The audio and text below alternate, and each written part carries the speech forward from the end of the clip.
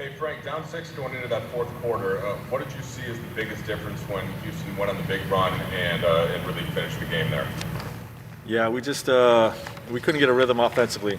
I thought we did a better job in the second half defensively. It's been particularly not fouling James, taking the ball out of his hands a little bit more. But we couldn't get a rhythm offensively to start that fourth. And we'll look at the tape and see if we can be better in game two. Frank, I know you're going to have to look at the film, but what's your first impression of the different rotations and the minutes, whether you were big or small, and how all that played out tonight? Yeah, well, we got to be better in a lot of things that we do. We could definitely have played better and more in rhythm tonight, and there's some things we can do differently as well. So, like you just alluded to, we'll look at the tape. We'll see what approach we're going to have for game two, and we'll go from there. Hey Frank, it's Dave.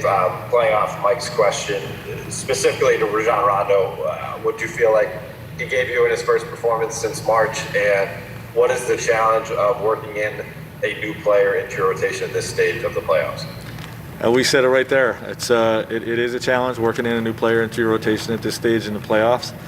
But Rajon's one of the smartest players in the league. And, obviously our guys' IQ raises when he's on the court. So, he's definitely going to help us this series. But it's always a little bit different when you work somebody at this stage. Hey, Frank, it's Bill. You guys talked yesterday about really needing to kind of assert your will in this matchup. And you obviously stuck with Vogel in the starting lineup. What would need to change in game two for you to feel like you guys were able to bend Houston more to your will? And then is the rebounding margin or lack of a margin in rebounding indicative of that issue tonight? Yeah, well, I'm not going to tip my hand about game two. Like I said, we'll go to the tape. We'll look at a lot of different ways we can go. But it starts with just being better with what we did. We were too careless throwing the ball all over the court with our turnovers and taking quick shots. Got to be more patient, and if we do that, we get our defense set and be in business. But it's not necessarily about being big or being small always. It's what you're doing on the court. Allie? Kyle Goon, please. Frank, it seemed like in the half-court game, Houston was very effective in keeping you guys out of the paint, and a lot of their steals come off of entry passes. What do you guys think you can do better, and specifically in that area, getting shots closer to the rim? Yeah, we got to play through our counters more.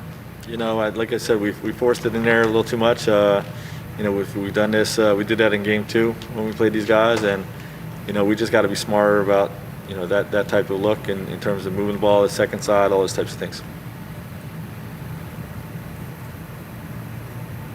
Anyone else here? Tanisha, do you have anybody else on Zoom? Yes, Anthony Slater. Yeah, Coach, Harden had 11 first half free throws. How much do you think that fouling kind of got him going, and where did you see the issues with maybe the way he defended in the first half? Yeah, we were careless fouling him, and that definitely gets him going.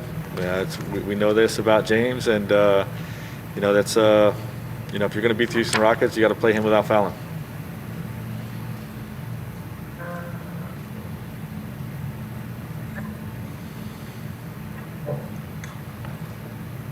Thank you, Coach. This is Andres Lopez from Cultura Sports.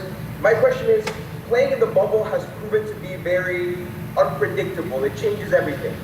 Looking ahead into game two, what are the adjustments that you guys think you might have to make in order to deal with how unpredictable teams and games and the series can turn into going forward? Well, obviously, we're not going to go into what adjustments we're going to make in game two. You guys will have to see that play out. But we're confident as a group. We respect the basketball team that we're playing, but we're confident that we can turn things around. Last question here, Harrison Fagan. Hey Frank, it looked like Kyle Kuzma struggled out there tonight after a pretty strong bubble so far. I was just wondering what you saw as the difference for him, if that's just a bad night or if you saw anything. Yeah, he had some good looks that he didn't knock down, and it's a different defense that we're playing with, or playing against. So your shots are going to come a little bit different than usual, and hopefully we get a little more comfortable with each game that we play in this series. Tanya Ganguly? You talked yesterday about how playing a team coming off Game 7 can be dangerous because that's a better way to prepare for a playoff game than having practices. I'm wondering if you saw that aspect of things play out in this game, and what did you feel about the energy level that your team had, especially early? I thought we started the game with good energy. The Game 7 versus a team with rest.